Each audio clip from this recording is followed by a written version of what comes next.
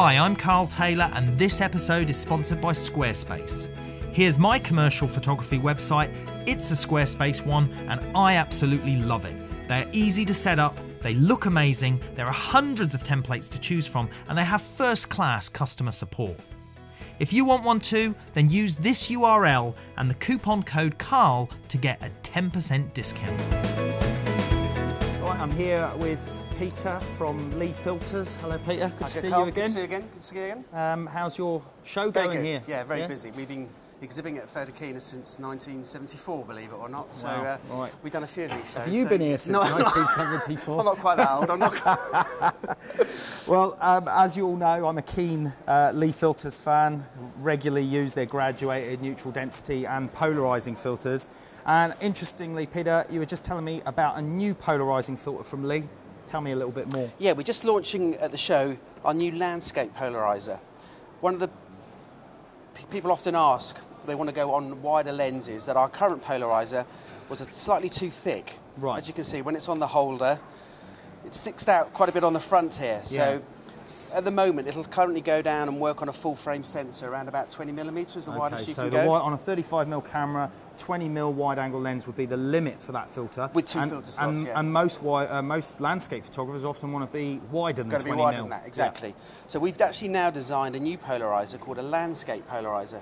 And if I just hold you the two up here so you can see the difference in thickness. Oh wow, yeah, it's a massive difference, yeah. The new landscape one is Less a lot, than half the thickness. Exactly, it's a lot slimmer.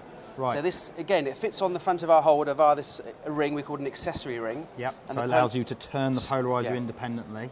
Polariser just drops on, so you can now rotate your polariser and use any grad filter in the holder independently, so you can move your grads. But the reduced thickness of this polariser offers what benefit? It means that we can get on wider angle lenses. Yes, much wider. We can get down to 17mm on a Okay, so basically we're overcoming the vignetting problem of the other filter sticking out further. Sticking out further. Right, okay. Now also, I noticed the filter. It looks a little bit warmer in tone than this. This is very neutral grey, very neutral. The polarising filters I've always found perfectly neutral. This looks slightly tinted. We've added a slight touch of warmth to this to help boost the colours associated with the landscape. Okay. So all your greens, reds, that sort of colour, or browns that are really often seen in the landscape environment, this will just slightly boost that. And that's something that landscape photographers like. Oh yeah, a lot of actual people tend to add a little bit of warmth in post-production afterwards. Okay. So we've now included that in the filter.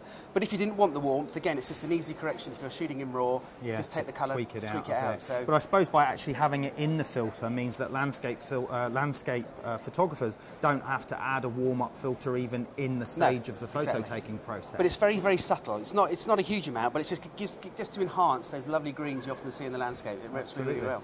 Well, that's great. I mean, it looks like a great new product. Soon I'll be testing out those little bug filters for diving. Try and get some more scallops and give those a spin. We went out the other week, but it was a little bit murky, the waters. Haven't had a good chance yet to put them through their paces, but we'll be coming back to you with updates on that. Peter, good to see you. Good to see you. Hope the rest of the show goes well for you. Thanks a lot. Cheers.